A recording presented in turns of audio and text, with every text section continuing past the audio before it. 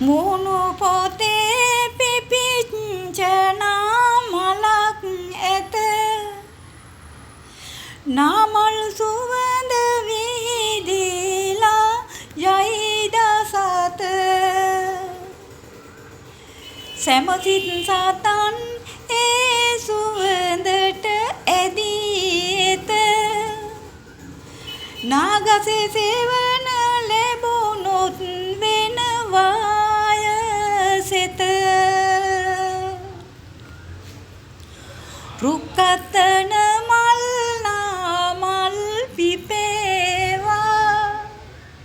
සුවඳ දිදී සැමසිත් සුවපත් වේවා